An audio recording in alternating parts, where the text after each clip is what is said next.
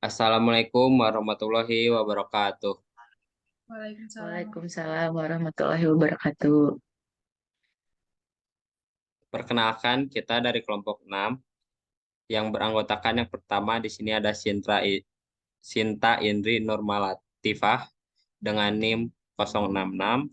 Lalu yang kedua ada Delia Nurhayati dengan NIM 067.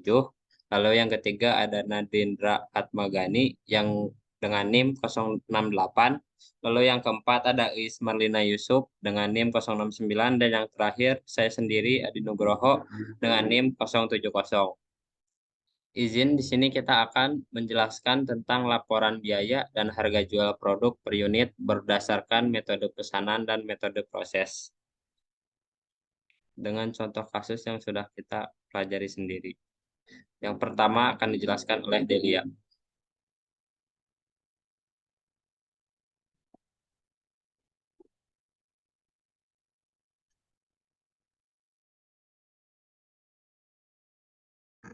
Oke, sebelumnya perkenalkan nama saya Deliana Rayati. Di sini saya akan menjelaskan terlebih dahulu apa itu obi belt.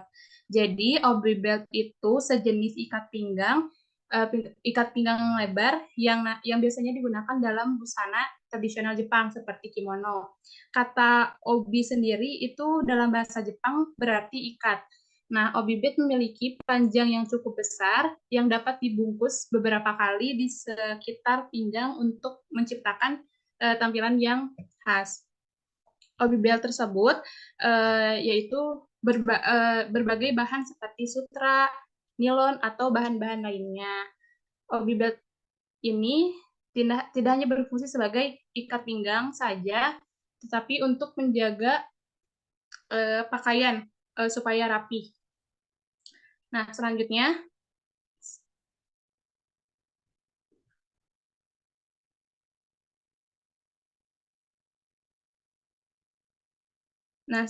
kan di sini kita memproduksi obi belt, di mana ada metode untuk menghitung produksinya.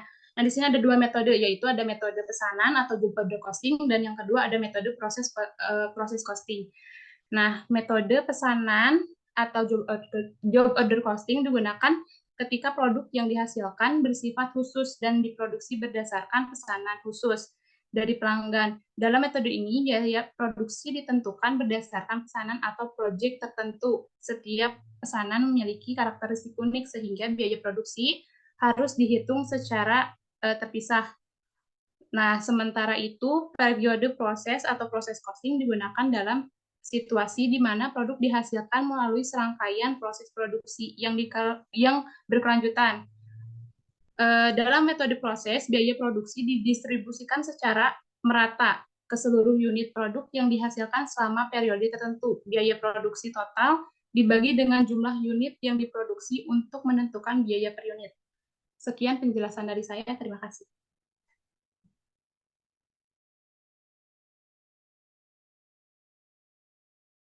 Selanjutnya ada karakteristik job order costing. Yang pertama yaitu ada kegiatan produksi dilakukan atas dasar pesanan, sehingga bentuk barang atau produknya itu tergantung pada spesifik pesanan. Proses produksinya terputus-putus, tergantung ada tidaknya pesanan yang diterima.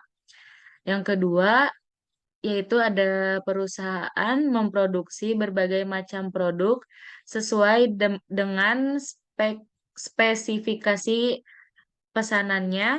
Setiap pesanannya itu dihitung harga pokoknya secara individual. individual.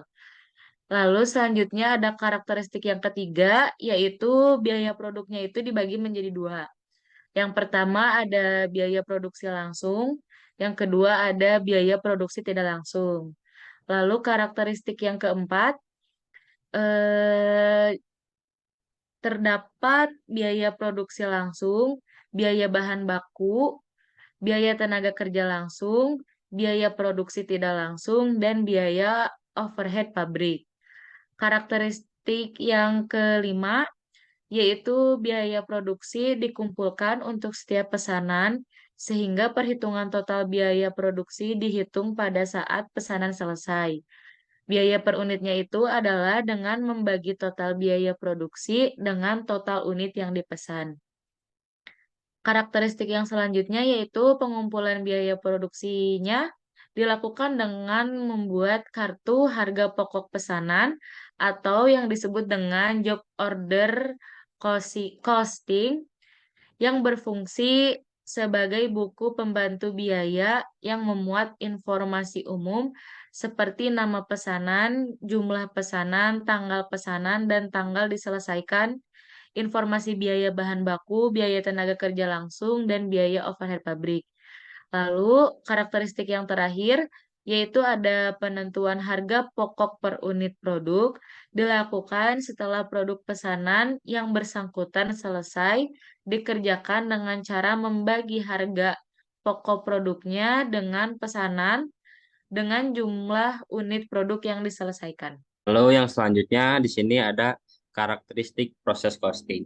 Jadi yang pertama ada produk massal. Proses costing cocok digunakan dalam situasi di mana produk diproduksi secara massal atau berulang dengan metode produksi yang seragam. Ini berbeda dengan metode job costing, di mana setiap pekerjaan atau pesanan khusus memiliki biaya yang unik. Lalu yang kedua ada produksi berkelanjutan. Proses costing berfokus pada produksi berkelanjutan di mana suatu produk melewati serangkaian proses produksi yang terpisah sebelum menjadi produk jadi. Setiap proses produksi dalam aliran ini membutuhkan biaya produksi yang terpisah. Lalu yang ketiga ada biaya rata-rata. Dalam proses costing, biaya produksi dihitung dengan menggabungkan biaya total dalam suatu proses produksi dengan unit produksi yang dihasilkan. Biaya rata-rata per unit ini digunakan untuk menentukan biaya produk jadi. Lalu yang keempat ada pencatatan biaya. Nah, proses costing melibatkan pencatatan biaya produksi dalam akun khusus yang berkaitan dengan setiap proses produksi. Pencatatan biaya ini memungkinkan perhitungan biaya rata-rata dan pemantauan efisiensi proses produksi. Lalu yang terakhir ada penyesuaian akhir.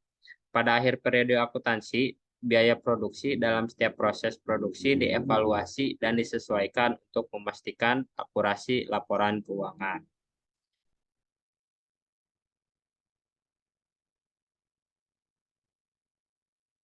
Lalu selanjutnya akan dijelaskan oleh teman-teman. Baik, selanjutnya saya Ais Marlina akan menjelaskan tentang perhitungan job order costing pada Obi Belt. Yang pertama di sini ada biaya bahan baku. Biaya bahan bakunya adalah bahan batik, bahan tenun, kain lapis, benang jahit. Untuk kuantitas bahan batik ada satu, harga satuannya 110.000 per meter. Untuk bahan tenun kuantitasnya satu dengan harga satuan 110.000 per lembar. Untuk kain lapis kuantitasnya dua eh, dengan harga satuan 12.000 per meter. Dan benang jahit kuantitasnya dua, harga satuannya 2.500. Eh, untuk jumlah bahan batik ada 110.000, jumlah bahan tenun 110.000, jumlah kain lapis 24.000, jumlah benang jahit 5.000. Hasil dari 24.000 adalah 12.000 dikali 2 dan hasil dari 5.000 adalah 2.500 dikali 2. Untuk jumlah biaya bahan baku adalah 249.000.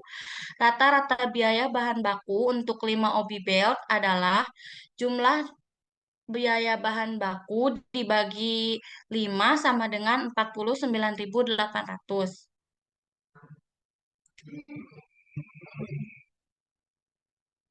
Selanjutnya ada biaya overhead pabrik. Untuk biaya overhead pabrik ada mesin, gunting, dan listrik. Kuantitas mesin 1 dan harga satuan 6 juta. Kuantitas gunting ada 5 dengan harga satuan 10.000. Kuantitas listrik ada 1 dengan harga satuan 100.000. Jumlah pada mesin adalah 6 juta. Jumlah pada gunting adalah 50.000 hasil dari 10.000 dikali 5. Jumlah listrik ada 100.000. Jumlah biaya overhead pabrik yang dihasilkan adalah 6.150.000. Jadi, tarif biaya overhead pabrik eh, 7.500 per jam tenaga kerja langsung. Untuk biaya tenaga kerja langsung, ada penjahit dengan kuantitas 1 dengan tarif 10.000 per jam dan untuk jam kerjanya adalah 8 jam per hari dengan jumlah 80.000. Jadi total biaya tenaga kerja langsung itu adalah 80.000.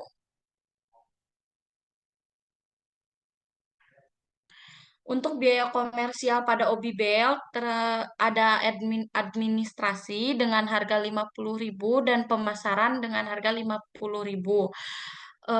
Total biaya komersial yang dihasilkan adalah 100.000.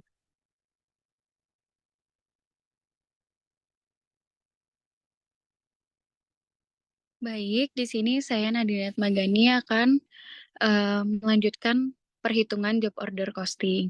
Di sini BOP yang dianggarkannya sebesar 81.250 dengan kapasitas normalnya 8 jam kerja dari hasil per hari hitungannya. Nah, keterangannya ada pembelian bahan bakunya sebesar 249.000. Persediaan akhir bahan bakunya itu sebesar 30.900. Bahan baku yang digunakannya itu 218.100 dari hasil pembelian bahan baku dikurangi dengan persediaan akhir bahan baku. Nah, untuk biaya tenaga kerja langsungnya ini sebesar 80.000. BOP yang dibebankannya itu sebesar 650.000. Untuk harga pokok produksi produknya itu sebesar 948.100 dan untuk harga pokok produksi per unitnya sebesar 189.620. Karena yang diproduksinya ini sebanyak 5 obi belt, maka 948.100 dibagi 5 dengan hasil per unitnya 189.620. Jumlah produk dihasilkan itu sebanyak 5 unit. Harga jual per unitnya itu sebesar 250.000 dan penjualannya sebanyak 1.250.000. BOP yang sesungguhnya itu sebesar 600.000. Untuk selisih BOP-nya 50.000. Ini artinya favorable atau sebuah keuntungan. Baik, selanjutnya ada dari perhitungan laba bersihnya. Di sini hasil penjualannya sebesar 1.250.000 dengan HPP 948.100, di mana selisih BOP-nya tadi sebesar 50.000. Nah, hasilnya adalah di sini 898.100. Itu hasil dari penjualan dikurangi dengan selisih. Nah, ada juga laba kotor. Laba kotornya ini sebesar 351.900. Itu tuh totalan dari hasil penjualan dikurangi dengan hasil pengurangan tadi. Nah, ada juga biaya komersil. Biaya komersilnya sebesar 100.000, di mana laba kotor itu dikurangi dengan biaya komersil dengan hasil 251.900. Jadi, laba bersih per unitnya itu sebesar 50.380. Berdasarkan dengan apa yang telah kita hitung mengenai job order costing, dengan menghitung biaya pesanan dengan perhitungan job order costing, Obi Belt mendapatkan laba bersih sebesar 351.900. Dan jika dilihat dari hasil laba bersih per unitnya yaitu sebesar 50.380. Selanjutnya akan dikembalikan kepada Adi.